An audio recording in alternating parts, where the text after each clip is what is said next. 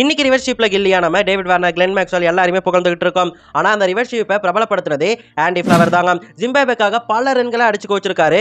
India, Australia, Pakistan போன்ற பெரிய டீம்கள் எல்லாத்தையுமே அலற விட்டுருக்காரு. ஜிம்பாப்வே ஒரு மேட்ச்ல ஸ்கோர் அடிக்கிறாங்கன்னா அந்த ஸ்கோர்ல பாதி ரன் ஆண்டி ஃபிளவர் தான் அடிச்சு வச்சிருப்பாரு. நிறைய சாதனைகள் பண்ணியிருக்காரு. ஜிம்பாப்வேக்காக கேப்டனா இருந்து முதல் டெஸ்ட் வெற்றியை 1994ஆம் ஆண்டு பாகிஸ்தானுக்கு எதிராக வாங்கி கொடுத்திருக்காரு.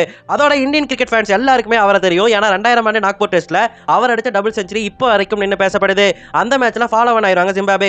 4th டேல ஃபாலோ ஆன் ஆனதால ஈஸியா எல்லா விக்கெட்டையும் தூக்கி அந்த மேட்ச்ல இந்தியா ஜெயிச்சலாம் அப்படின்னு சொல்லிட்டு முடிவு பண்ணிருப்பாங்க. ஆனா ஆண்டி ஃபிளவர் நாலா பக்கமுமே பவுண்டரி சதற அடிச்சுட்டு ஸ்டாண்டிங் போட்டு நின்று ஆடி இருப்பாரு. அவருடைய விக்கெட்டை இந்திய வீரர்களால தூக்கவே முடியல. கங்குலி எல்லா பவுலர்ஸுமே ட்ரை பண்ணிருப்பாரு. விக்கெட் கீப்பரை தவிர மற்ற 10 பிளேயர்ஸுமே அந்த மேட்ச்ல ஆண்டி ஃபிளவருக்கு பவுலிங் போட்டிருப்பாங்க. எல்லாருடைய பாலையுமே ஃபேஸ் பண்ணி எல்லாரையுமே திணறடிச்சிருந்தாரு. அப்படியாக அந்த மேட்ச்ல 444 பாலுக்கு 232 ரன்கள் அடிச்சிருந்தாரு. அந்த மேட்சை சக்சஸ்ஃபுல்லா டிரா பண்ணியிருந்தாரு. அண்ட் ஷேன் வார்னருக்கு எதிராக யாருங்க ரிவர்ஷிப் அடிக்க முடியும்? நம்ம தலைமை ஆண்டி ஃபிளவர் மட்டும் தான் அடிப்பாரு. அதனால தான் இவரை கிங் ஆஃப் ரிவர்ஷிப் அப்படின்னு சொல்லிட்டு சொல்றாங்க. இன்னைக்கு பெஸ்ட் ஸ்பின் பேட்டர்னு பேர் வாங்குறது ஈஸி. ஆனா முரளிதரன், அனில் கும்ளே, ஷேன் வார்னர் இருந்த காலகட்டத்தில் அந்த ஒரு பேர் வாங்குறது ரொம்ப கஷ்டம். அந்த பேரையுமே இவர் வாங்கியிருக்காரு. ஜிம்பாப்வேக்காக 276 மேட்சஸ் ஆடி 11,550 ரன்களை கோச்சிருந்தாரு. ஆனா இதுக்கு அவருக்கு சரியான பாராட்டுகள் கிடைச்சதான்னு கேட்டீங்கன்னா கிடைக்கல அப்படிங்கறத நிதர்சனம். கிரிக்கெட்டிஸ்டிலேயே மிகவும் தைரியமான பிளேயர்னு சொல்லிட்டு ஆண்டி ஃபிளவரை குறிப்பிடுறாங்க. அதுக்கு காரணம் 2003 வேர்ல்டு கப் இன்சிடென்ட் தான். 2003 வேர்ல்டு கப் ஆனது ஜிம்பாப்வேல நடந்துட்டு இருந்துச்சு. அந்த ஒரு காலகட்டத்தில் ஜிம்பாப்வேல சர்வாதிகார ஆட்சி தான் இருந்துச்சு. வேலையின்மை, பஞ்சம், தேர்தல் முறைகேடுன்னு ஜிம்பாப்வே முழுக்கவே ஜனநாயகமானது பாதிக்கப்பட்டிருந்துச்சு. அதை எதிர்த்து கேள்வி கேட்டவங்க எல்லாருமே கொல்லப்பட்டிருந்தாங்க. அதனால 2003 வேர்ல்டு கப்பின் முதல் மேட்சுக்கு முன்னாடி ஆண்டி ஃபிளவர் ஒரு பிரஸ் ரிலீஸ் விடுறாரு. அதுல என்ன சொல்லியிருந்தாருன்னா, ஜிம்பாப்வேல பட்னியாலையும் வேலையின்மையாலையும் மக்கள் கொத்து கொத்தா செத்துட்டு இருக்காங்க.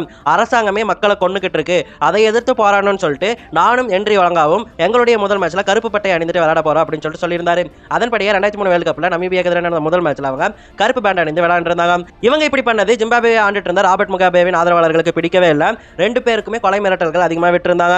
இதனால சவுத் ஆப்பிரிக்கால இருக்கும்போது என்ட்ரி வழங்க தப்பிச்சு போயிட்டாரு. அவருடைய கதையை நம்ம தனியாக பேசியிருக்கோம். அது பார்க்காதவங்க பாருங்க, ரிலேட்டட் வீடியோஸ்ல கொடுக்குறேன். ஆண்டி ஃபிளவர் என்ன பண்ணியிருந்தாருன்னா, அவர் நல்ல ஒரு பேட்ஸ்மேன், டோர்னமெண்ட் முழுக்க வரணும் அப்படிங்கிறதுக்காக அவரை மட்டும் விட்டு வச்சிருந்தாங்க. அவரும் டோர்னமெண்ட் முடிச்சிட்டாரு. முடிச்ச கையோடையே இங்க இருந்தா நம்மளை கொண்டு போட்டுருவாங்க, நம்ம இங்கிலாந்துக்கு தப்பிச்சு ஓடிடலாம்னு சொல்லிட்டு இங்கிலாந்து தப்பிச்சு போயிட்டாரு. அப்ப அவருக்கு 34 வயசு ஆயிருச்சு. அவர் முன்னாடியே முடிவு பண்ணிட்டாரு, இதுக்கு மேல நம்ம ஜிம்பாப்வேக்கு சர்வ் பண்ண வேணாம், இங்கிலாந்துக்கு போயிடலாம் அப்படின்னு சொல்லிட்டு அப்படியாக குடும்பத்தோட 2003 இங்கிலாந்து கிளம்பி போனாரு. இங்கிலாந்து இருக்கக்கூடிய கவுண்டி கிரிக்கெட்ல SS டீமுக்காக ஆடினாரு. அதுக்கப்புறம் இங்கிலாந்துல சிறு சிறு அணிகளுக்கு கோச்சாவும் பணியாற்றிட்டு வந்தாரு. அதுக்கப்புறம் முழு நேர கோச்சா மாறி இருந்தாரு. அப்படிதான் 2025ல RCBக்காக அவர் கோச் பண்ணியிருந்தாரு. அப்படி கோச் பண்ணி RCBக்காக கப்புமே வாங்கி கொடுத்திருக்காரு. இப்படியாக புத்திசாலித்தனமான கோச்சாகவும், அட்டகாசமான பேட்ஸ்மேனாகவும், திறமையான விக்கெட் கீப்பராகவும், தைரியமான மனிதனாகவும் வாழ்ந்தவர் தான் ஆண்டி ஃபிளவர். இந்த வீடியோவை நம்ம சப்ஸ்கிரைபர் தான் கேட்டிருந்தாங்க. அவங்களுக்காக இந்த வீடியோவை டெடிகேட் பண்ற பாலாஜி விரிசன் போட்டிருக்காங்க அவங்க பேரு.